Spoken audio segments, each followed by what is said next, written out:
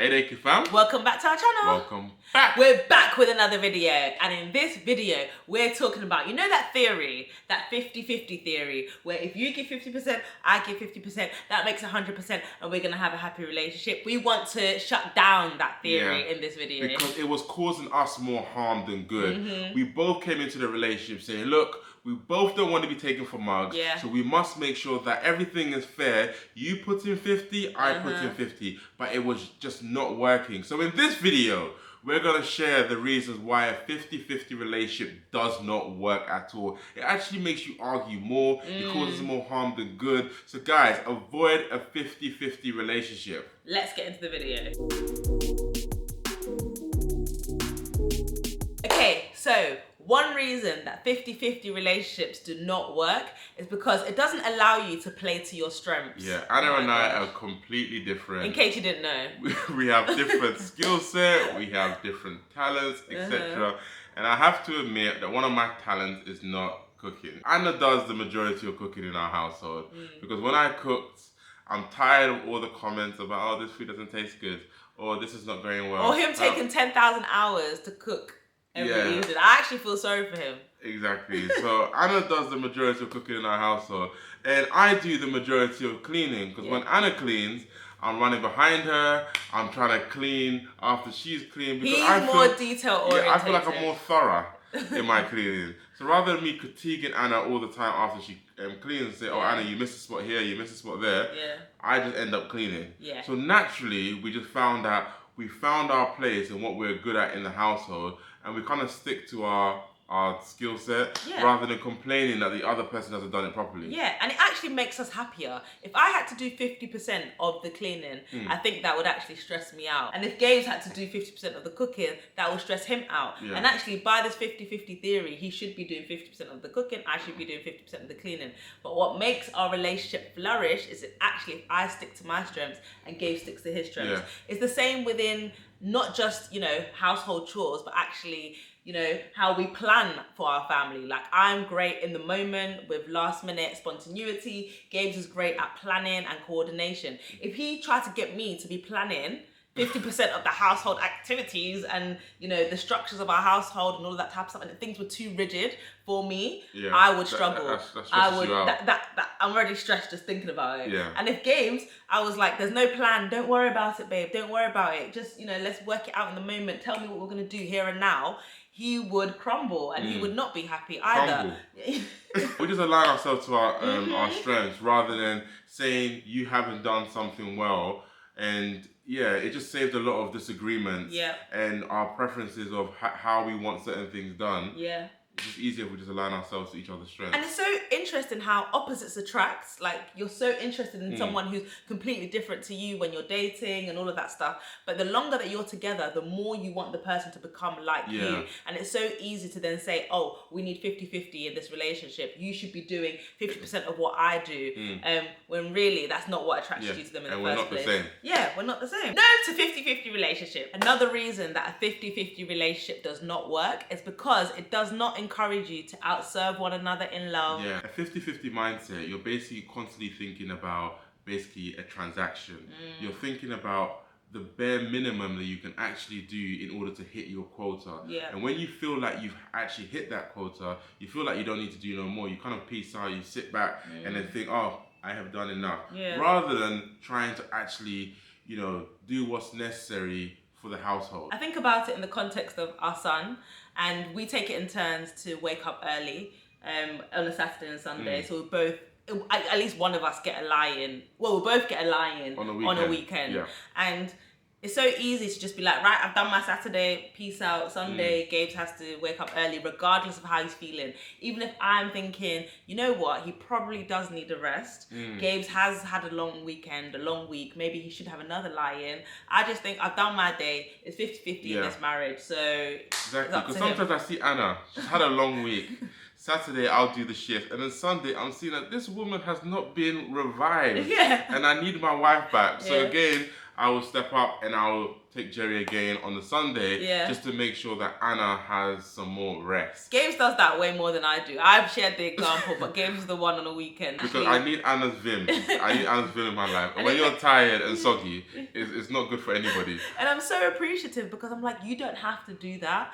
Like, but you choose to. Yeah. You choose to outserve me. You choose to do more than what's 50-50. And the same with Anna. Even though I am not great with my words, Anna is very encouraging with her words. And if she was only thinking about 50-50, she'd be like, well, Gabe only gave me one compliment this month, and therefore I'm only going to give him one compliment this month. But Anna constantly showers me with compliments. It's just the way that she shows her love. So because she's not thinking transactionally, she just continues just to love me with her words. Another reason 50-50 relationships just do not work is because how do you actually measure equality? Exactly, especially in regards to chores. There's always one person or both people in the relationship. In our case, it's both. It's both of us. Yeah, because Anna and I are quite strong characters. Competitive. We always want to be the judge and jury. So we always feel like we're doing, well, one of us always feels like we're doing more than the other. Yeah. So because it's really difficult to really measure equality,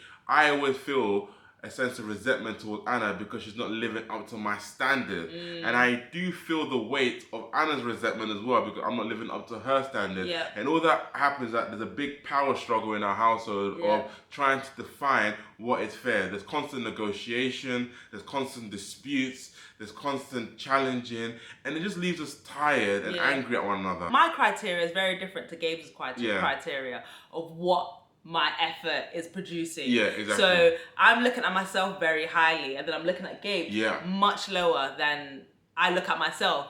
And then we're there competing, we're there questioning, we're there challenging the other person, we're there doing tit for tat. I've got a list of everything that I've done, and then the list that I have for Gabe's and what he's done. I've literally forgotten what he's done. I just don't know how you measure equality fairly enough. So why even go there? But that's a very good point. You always think, not you, but just generally speaking, you always think about yourself more highly than you think about what your spouse has done. And you always feel like you're more tired. You deserve more rest. Why even go there in terms of trying to measure equality? You try to outserve the other and you focus on what you're doing, that your partner focuses on what they're doing. And actually, if you're both trying to serve one another, it will be fair. You reap the fruits and the benefits of that. 50-50 relationships do not work also because it doesn't take into consideration life circumstances. I think this is the biggest reason. We need flexibility in our household because things are ever changing. Anna's schedule in regards to work is a bit mad. So she can be in a different city of the UK at any point in time, and I need to be able to pick up the slack and go and pick up Jerry from wherever he is or help out with whatever. And Anna is not able to help in that situation. So therefore, I can't have resentment towards her and say, oh, you must be home to do X, Y, and Z. We have to have that kind of flexibility within our household. Yeah, and Gabes may have a really busy season at work. He might be doing a qualification or something. And in that season, he cannot be here for Jerry's bedtime routine. He cannot, or even in sickness, when you're not feeling well and, I have to pick up the slack. When I've got man flu. Yeah, when Gabe's got man flu, oh my days. There's just so many different life circumstances where actually you cannot give each other equally. Or if Anna wants to go for a pub lunch with a friend and, we're both coming home to get ready for the week ahead and Anna decides to go out for lunch. Because it's not only negative or difficult situations, actually so that your person can flourish in who they are, so that they can do enjoyment, so they can have freedom, those types of things. Life circumstances like when you were pregnant as well, there was slack I had to pick up there because boy were you tired, and that's okay, like life happens, and we have to roll with the punches with each other, support each other on the journey, allow each other to live our lives, whether that be going out with friends, etc. But if you have a really rigid schedule, is like, Anna, sorry, you can't go out with a friend because you've got dishes to do. Just doesn't show love in a relationship. If sometimes it's too mechanical in terms of that 50-50%. You hate mechanical, don't you? Yeah, I don't like mechanical because it doesn't leave room for flexibility and it doesn't it doesn't show that you really care about the person. Yeah. So when I think about, if you just say to me, you can't go out to meet a friend because this is your day to do Jerry, it doesn't really show me that, oh, you're loving enough to actually enable me to do certain things that I enjoy. Yeah. The same with you. If you've got a friend, for example, who's got a stag do, if you need to go away for that stag do, I can't just say, oh no, but yeah. Jerry's bedtime routine on a Saturday when I'm abroad. Yeah, exactly. It just doesn't work. And I just think sometimes we can get so lost in the structures of, you know, what is required and how we can both play our parts fairly, that it doesn't really enable the relationship to flourish. It doesn't show love. You can't outserve one another. And yeah, it doesn't just show the sacrificial love that we're meant to show each other. And the final reason 50-50 relationships don't work is because it doesn't take into consideration the other person's needs or wants. And I think that's very important, because there's certain things that Anna could be doing based on the fact that we're trying to be equal that reap no benefits, meaning I don't really care whether she does it or not. For example, driving. I personally really enjoy driving. When we go out, my natural thing is to go into the driving seat. And my natural thing is to go into the passenger seat. Yeah, and sometimes Anna does suggest, oh, would you want me to drive? I'm like, what for? I don't care. That has no benefit in the sense, in my mind, and where I even show any appreciation. Yeah, even if you're tired, you still want to. I just like driving. Yeah. So if Anna, the return on investment for Anna in terms of doing something for me is pretty much zero, because I enjoy driving. Yeah, because imagine I would be like, oh, but I served you because I drove that time, and so he could not care less. I think it's really important to consider the things that your spouse actually does like, and then put your time into doing those things within the household. Some things do produce zero return in terms of appreciation or serving your partner, etc. So why waste your time investing in those type of things? Yeah, I think sometimes we can get so lost in equality that we actually lose out on, like, who is this person? Like, how getting to know you and, you know, what makes him happy, as opposed to, oh, you've done it once, so it's my turn, you do it next time. And it's just pointless. I'll drive there, you drive back. No, it's alright, I'll drive both ways.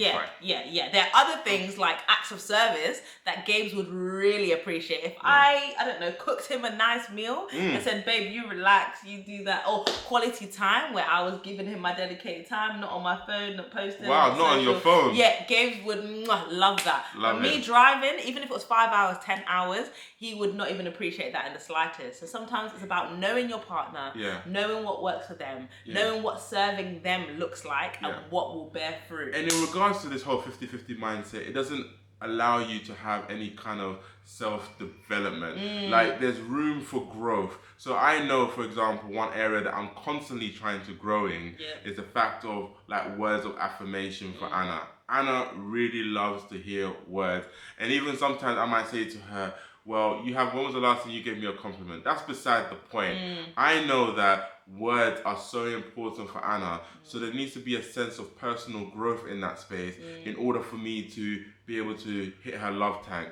Whereas if I had this fixed mindset, I'll constantly be counting every time she gave me a compliment and returned her one back. But that's beside the point. So I need to actually develop in this area to constantly keep loving on Anna the way that she wants to be loved. In summary, we just do not agree with the whole 50-50 mindset. Every relationship is different. And the way that you will navigate your household is different. And it's important for you to communicate your expectations around, what does our household look like? What are our responsibilities in our household? And don't look towards someone's house and say, oh, look at how they divvy up their task in their house. Look at how they live their life. Everyone is different, and just do what's according and what's beneficial for your household. Yeah, agreed. Because you are two very different people with two very different needs, and your family circumstances are going to be different to another person's family circumstances.